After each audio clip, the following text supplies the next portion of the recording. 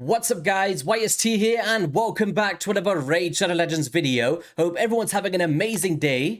Today we're going to be breaking down the new fusion champion coming to Teleria, coming in the form of a Void legendary HP based champion from the Sylvan Watchers faction.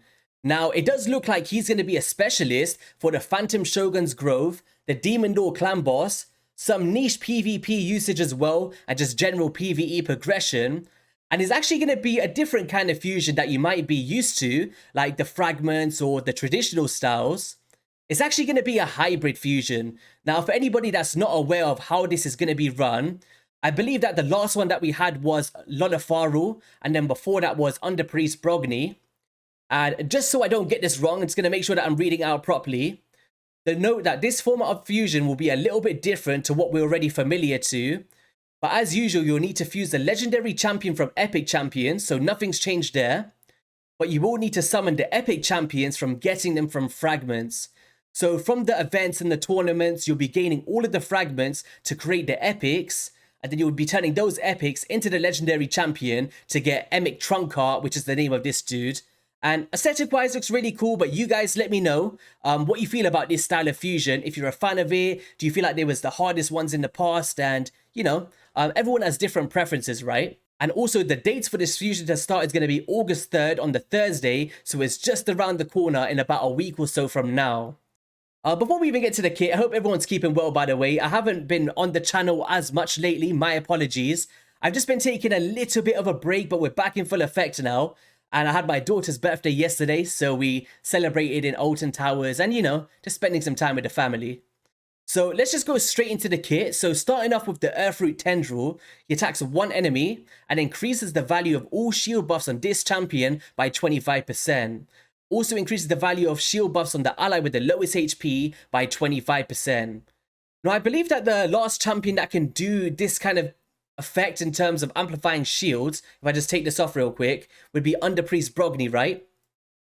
I'm not sure if it's written in the exact same way.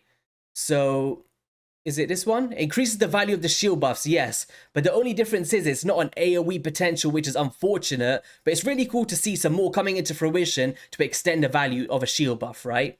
But relatively good A1 here, right? Helping out the ally with the lowest HP and also himself in terms of support.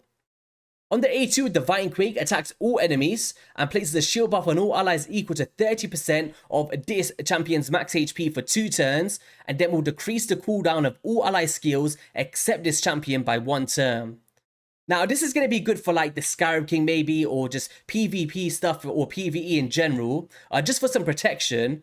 But the decreasing of cooldowns is actually very similar to a champion called a Countess Lix from the Demon Spawn faction, who does a very similar effect.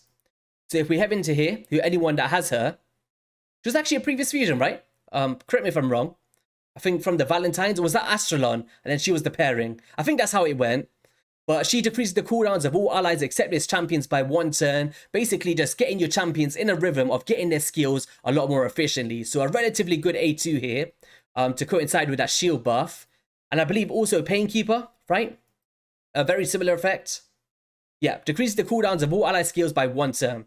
And then heading into this A3 with the Trunkheart Sanctuary, will place an Unkillable buff on all allies for 2 turns, which is very strong in itself. Think about the Demon Lord clan boss for anybody that's been struggling, really going to be valuable here. And then also places a Taunt buff and a shield buff on this champion for 2 turns, and the value of the shield is equal to 30% of this champion's max HP. Now, what's really cool here is that it's on a 4-turn cooldown, whereas someone like a Man-Eater is on a 5-turn cooldown, right? And he could potentially be like a solo unkillable champion in a sense. Now, I really felt like it could synergize with Vinequake to decrease the cooldown of that skill, but unfortunately it says accept this champion by 1 turn. But we could actually just use someone like a Painkeeper to pair with him to decrease the cooldown, therefore could get this down to a 3-turn, and if you could cycle it on that 3-to-1 ratio in a sense, to get full coverage of Unkillable, could be a really cool option, but we'll definitely have to deep dive and playtest here to find the optimal speed tunes for Emic Trunkheart. I felt like it could be really cool, right? But then also swiftly moving into the Taunt buff, going to be very valuable for the Phantom Shogun's growth. I've seen some really cool teams come to fruition from like Ambassador left lane and Do It in the Runic. Definitely a little bit niche compared to some of the speed farm strategies, but still viable to nullify some of the effects of the Shogun's growth. And you can see that the shield is kind of playing a big factor throughout the whole of his kit, right? Like shields here with the increasing of durations. We have got another shield buff coming out here, equal to 30% of this champion's max HP. Then we've also got another shield coming out here with the Taunt for protection. Like, he's just the king of shields.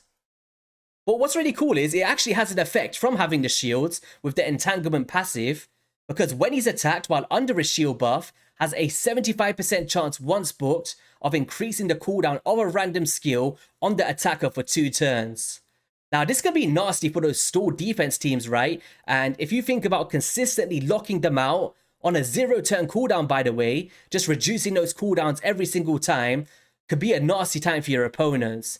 But also the downside is, if they're just ping-ponging around your team and attacking everybody else apart from Emic Trunkheart, you're not really going to get the full effect of his passive and decreasing those cooldowns. So he's basically countering more of the AoE scenarios or just champions that are affected by his Taunt buff that he places on the A3.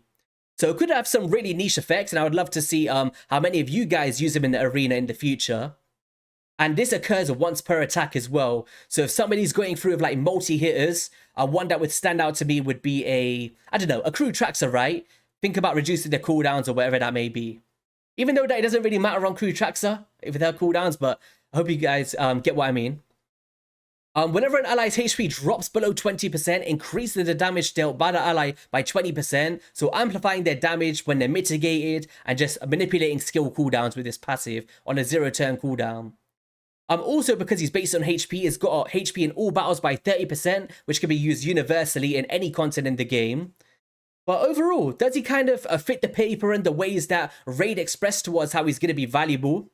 I think so, in a sense. Is he Void Legendary worthy? We're going to have to deep dive and playtest him. But just to simply break it down, he's got shields in every single part of his abilities.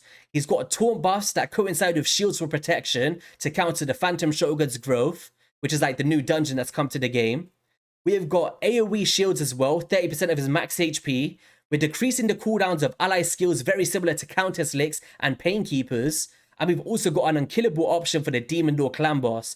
And I think for versatility coming out from one champion, granted that he's obtainable through the events and tournaments without crazy high thresholds, I think he's a good champion to pick up for players. Like, for me, if I was like early to mid game and I really wanted an Unkillable champion, he would be a no-brainer. If I was looking for some form of stall defense or tanky champions or Borgoth the Scarab King, like, he's really going to fulfill these roles. So I guess it comes down to your discretion. You guys express your feelings about this champion in the comment section below. I'll be reading through those as well. This is just a first impression before we deep dive into it in-game. Have an amazing rest of your day, guys, and I'll catch you all in a video soon. Peace.